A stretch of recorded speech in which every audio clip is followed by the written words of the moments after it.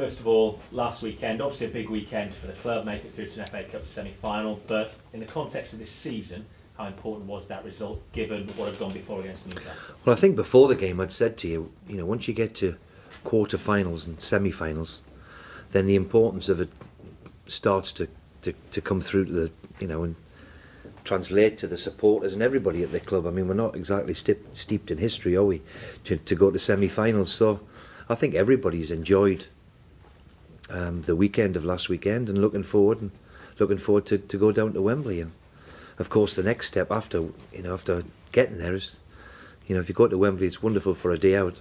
It's not a great day out if you get beat. So we have to make sure that we go one step further and see if we can get to the final.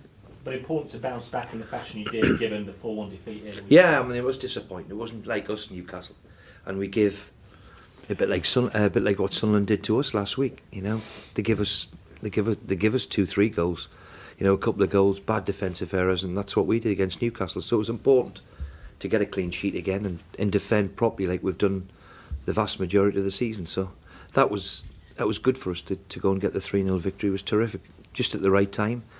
But as I've always seen with the group of players I've got, they might get beaten. Even last year, the trait of them was that they'd bounce back and come back fighting, and that was important. Obviously, as an aside to that, Newcastle defeat was the whole affair involving Alan Pardew. Yesterday, he said he'd sent you a letter and apologised to Hull City Football Club. I presume that's been taken in the fashion. Well, I think we accepted his apology.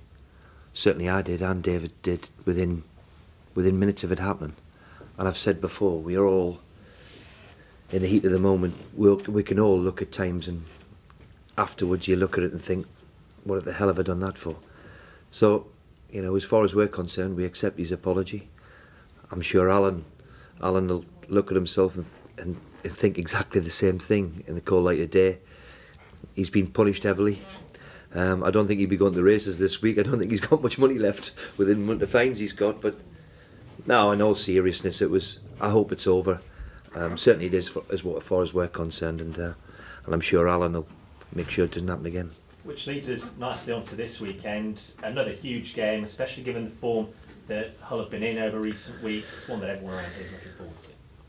Well, it's fantastic that we can even say that. Man City are coming to town and they've got some terrific players, and they've had a difficult week. And always when you play these big teams, when they've had a difficult week, they come out fighting. That's for sure. And they've still got the league to play for. So they've had a disappointing week. The one thing they'll want to do is come here and turn us over. And we know that we've got to be at our best. If we're not at our best, and we hope that Man City are in, they're not quite as what they should be. There's no doubt there's an advantage for us in terms of they've been travelling to Barcelona. That's an advantage. So it's a good time to get them, but we have to make sure that we play well. To get something from these top teams, you have to play well, and that's got to be the aim. Given the results they've had against Wigan in the FA Cup and then Barcelona midweek, is it a good time to catch them? I don't know. It's difficult because in my experience with them, when they've had a defeat or a couple of defeats, then they'll want to come out and make sure now that the league is a huge priority to them. A week ago, everybody's saying, can they make it 4? 2 months ago, they were unbeatable. So it's coming down to that part of the season where cup competitions, the shocks, different results.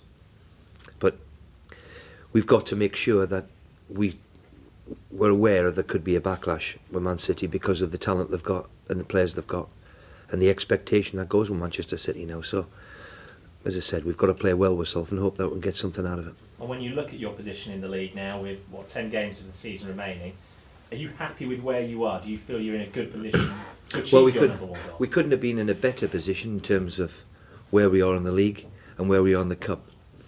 The vital important part now is just upon us. After tomorrow's game, we're into single figures. So, in my opinion, we've still got 2 games to win in the Premier League. 2 games, that means people around us have got to win 4 and 5 out of 9. I don't think it's possible, so that's what we've got to aim at. It's okay getting so far, we've done so well, and then accept the pats on the back. We've got to see it through now. It could be a special season for us, and if we do it properly, like I anticipate we can do, then we're priority now before the semi-finals. Can we secure our place in the Premier League. That would be a terrific start, and then let's enjoy the cup competition. And just finally, in terms of team news, any players available again that weren't, is any change? No, there's no change. No. When you looked at the Barcelona-Manchester City game, did you see things there you could apply on that Saturday? Well, I thought they were, in large parts, I thought Man City were terrific as well. They had chances in the new camp. They took the game to Barcelona. On another day, they could have got a different result. You know, and when you're talking about teams like Manchester City, they're arguably as good as any club side in the world. You know, they're that good. You know, we've seen them, unfortunately, lose to Barcelona for all of English and British football, but you know, unfortunately they had a horrible decision go against them a couple of weeks ago, and to be 2-0 down to go into the new camp. But the way they played, I thought they were excellent the other night and could have got a result. So let's hope there's a bit of, you know, fatigue have creeped in there, and they've got a bit of jet lag and all the rest of it that goes with it, because we need every advantage we can get, and that's an advantage of them playing in Barcelona. The one thing we'll have to do is play well ourselves, and repeat some of the big performances against the big teams, what we have shown. And if we do that, and we give as good as we get, and that's all we can expect. It's one of your better games in the early part of the season. I know you came away with a defeat, but it wasn't at the Etihad. Well, that's what we've got to hope for. Again, we couldn't have played any better at the Etihad, and we still wasn't good enough. So you accept that and say, okay, you know, we're beaten, but at least we're beaten with our boots on, and that's what we've got to do tomorrow. Again, we've got to make sure that we play well ourselves, and hope that we catch them in an off day. Their engine room is Yaya Toure. Have you got a plan? Well, I mean, he's arguably the most outstanding midfield player at the moment in world football, isn't he? He's a terrific player. I mean, but you know, your Milers and your Huddlestons, your Livermores, people like that are playing well themselves. If you're a player, you want to pit yourself against the best. And Man City have got right the way through the team, not just Yaya Toure, but Silvas and your Negredos and your Company, who I thought was fantastic the other night in the new camp. Then they're just great players everywhere you look. So it's up for us to match them and have a go at them, and hopefully catch them on an off day. And how do you manage the real good feel-good factor of going to Wembley and the expectation and the hopes of everybody here against, you know, the danger of facing a very talented Manchester City? Well, that's not going to change Manchester City, and I think it's a good thing that the whole city at the moment is alive with the football club, which is terrific. The one thing we've got to do, though, is see it through. We've got to make sure that we stay in the Premier League first, and we've got 10 games. We're now come to the tickly bit. So can we win? If we win 2 games, I'm still convinced that's enough, because we'll pick up the odd draw here and there. You know, that's got to be our aim.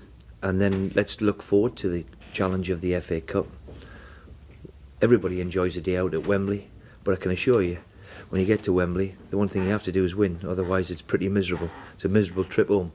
So we'll deal with that in 4 or 5 weeks, whenever it is. In the meantime, we've got, I think, 5 Premier League games before the semi.